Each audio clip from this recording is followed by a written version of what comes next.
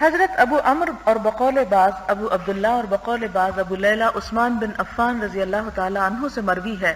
فرمایا حضور صلی اللہ علیہ وسلم جب کسی میت کی تدفین سے فارغ ہوتے تو اس کی قبر پر ٹھہر جاتے اور فرماتے اپنے بھائی کے لیے مغفرت کی دعا کرو اور اللہ تعالیٰ سے اس کے لیے ثابت قدمی کی التجا کرو کیونکہ اب اس سے سوال کیے جائیں گے۔ یعنی یہ نہیں کہ دفن کرنے کے فوراً بعد انسان وہاں سے نکل آئے، بلکہ وہاں ٹھہر جائے کچھ دیر کے لیے اور دعائیں کرتا رہے۔ اس سے یہ پتہ چلتا ہے کہ قبر کے پاس بھی دعا کرنے کا فائدہ ہوتا ہے اور اس کی اجازت بھی ہے۔ حضرت عمرو بن عاص رضی اللہ تعالی عنہ سے مروی ہے، فرمایا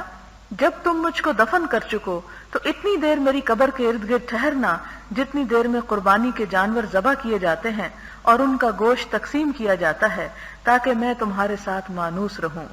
اور میں جان سکوں کہ میں خدا کے قاصد و منکر نکیر کو کیا جواب دوں۔ یعنی وہ اپنے دل کی تسلی کے لیے یہ بات کہہ رہے تھے، اگرچہ باہر والے اندر والے کو کوئی بھی فائدہ تو نہیں دے سکتے سوائے دعا کے۔ حضرت عمرو بن العاص کے بارے میں تو آپ کو معلوم ہی ہے کہ فاتح مصر ہیں، اور یہ حدیث طوالت کے ساتھ پہلے بیان ہو چکی ہے۔ حضرت امام شافعی فرماتے ہیں مستحب یہ ہے کہ میت کی قبر کے پاس قرآن حکیم کے کچھ حصے کی تلاوت کی جائے، اور اگر پورا قرآن حکیم ختم کریں تو یہ بہت اچھا ہے۔ یہ امام شافعی کی رائے ہے، یعنی قبر کے پاس ہی دفنانے کے بعد کچھ حصہ پڑھ لیا جائے، اور